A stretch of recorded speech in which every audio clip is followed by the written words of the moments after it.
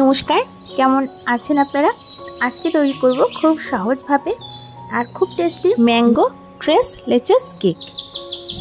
নামটা খটোমটো শোনালেও রেসিপিটা কিন্তু একদমই খটোমটো নয়, ভীষণ ইজিভাবে তৈরি করে দেখাবো। আশা করি আপনাদের ভালো লাগবে। তো চলুন ভিডিওটা স্টার্ট করা যাক।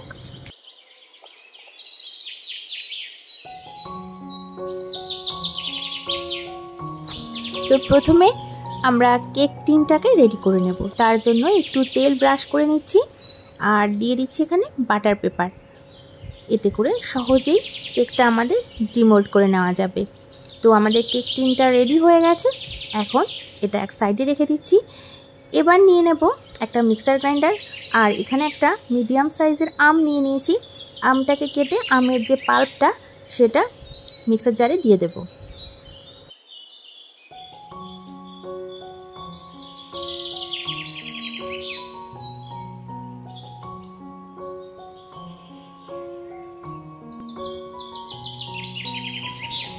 এবার এতে দিয়ে দেব হাফ কাপ মতো চিনি। চিনিটা আমের মিষ্টি ভাবটা অনুযায়ী দিতে হবে। আমটা বেশি মিষ্টি হলে চিনিটা একটু কম দিলেও হবে। এখান থেকে একটুখানি আমের পাল্প আমি তুলে নিচ্ছি আলাদা করে, আর মিশিয়ে দিচ্ছি এখানে আগে থেকে জাল করে রাখা দুধ। এবার ভালো করে মিশ্রণটা রেডি করে আমি 2 ঘন্টা মতো ফ্রিজে রেখে দেব। এটা আমার পরে কাজে লাগবে।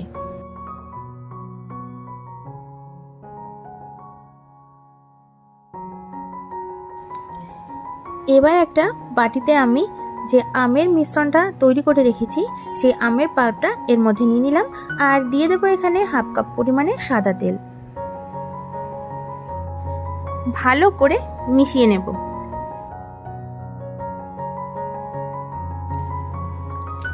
এরপর একটা ছাঁকনি নিয়ে নেব, তাতে দিয়ে দেবো আমি 1 কাপ পরিমাণে আটা।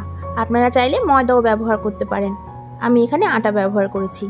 এরপরে দিয়ে দেবো আমি হাফ কাপ মতো গুঁড়ো দুধ। দিয়ে দিচ্ছি এখানে 1 চামচ পরিমাণে বেকিং পাউডার, আর হাফ চামচের কম বেকিং সোডা দিয়ে দিলাম। এবার সমস্ত উপকরণগুলি আমি একটু চেলে নিচ্ছি। চেলে নিলে মেশাতে সুবিধা হয়। তো এইভাবে করে একটু মিশিয়ে নেব।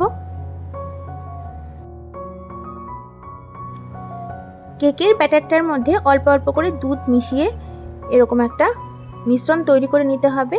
অন্যান্য ফ্লেভারের কেক যখন আমরা বানিয়ে থাকি তখন যে এরকম ব্যাটারটা তৈরি হয় একটু লিকুইড টাইপের, কিন্তু আম দিয়ে তৈরি করার সময় একটু শক্তভাবে ব্যাটারটা তৈরি করতে হবে। এতে করে আমের যে কেকটা হবে সেটা ভীষণ সুন্দর হয়, মানে স্পঞ্জি হয়।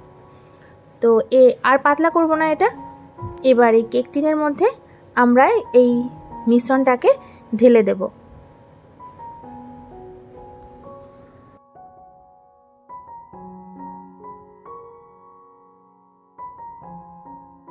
এবার একটুখানি সমান করে নিচ্ছি। আগে থেকে একটা কড়াই আমি গ্যাসে বসিয়ে এটাকে গরম করে নিয়েছি। প্রায় 5 থেকে 10 মিনিট মতো গরম করে নিয়েছি। এবার এই কড়াইটার মধ্যে আমি একটা স্ট্যান্ড বসিয়ে কেকের বাটিটা বসিয়ে দিলাম। 20 মিনিট পর আমি একটু চেক করে নিচ্ছি, এখনও আমাদের কেকটা তৈরি হয়নি। আরও 10-15 মিনিট আমি অপেক্ষা করব। আমাদের কেকটা তৈরি হয়ে গেছে। কেকটা তৈরি হতে মোটামুটি টাইম লেগেছে 30 থেকে 35 মিনিট। তো এখন আমাদের কেকটা তৈরি হয়ে গেছে। স্টিকটা পুরো ক্লিন বেরিয়ে এসছে। এটাকে এখনই ডিমোল্ড করব না, একটু ঠান্ডা করে নিয়ে তারপর ডিমোল্ড করব। কেকটা আমাদের ঠান্ডা হয়ে গেছে। এখন এটাকে একটা প্লেটের মধ্যে আমি নিয়ে নিচ্ছি।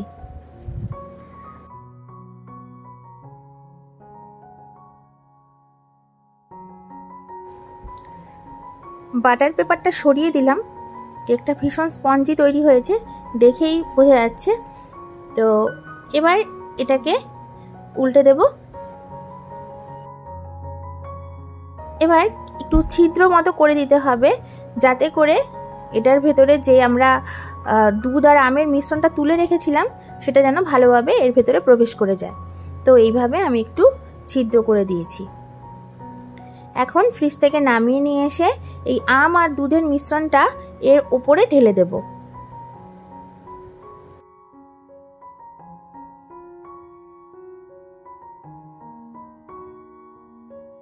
এটাই হচ্ছে ম্যাঙ্গো ট্রেস লিচেস কেক।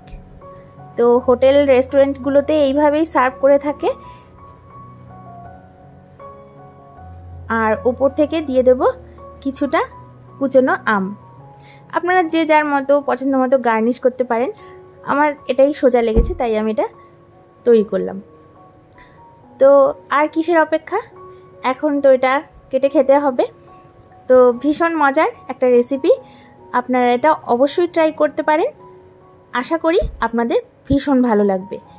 তো আজকে এখানেই বিদায় নিচ্ছি, আবারও হাজির হয়ে যাব নতুন কোনো মজার রেসিপি নিয়ে। ততক্ষণ সবাই ভালো থাকবেন, সুস্থ থাকবেন। ভিডিওটা যদি একটুও ভালো লেগে থাকে প্লিজ একটা লাইক করে দেবেন। আর চ্যানেলে যদি নতুন বন্ধু হয়ে থাকেন সাবস্ক্রাইব করে আমার পাশে থাকার অনুরোধ রইল। তো আজকে বিদায় নিচ্ছি, ধন্যবাদ।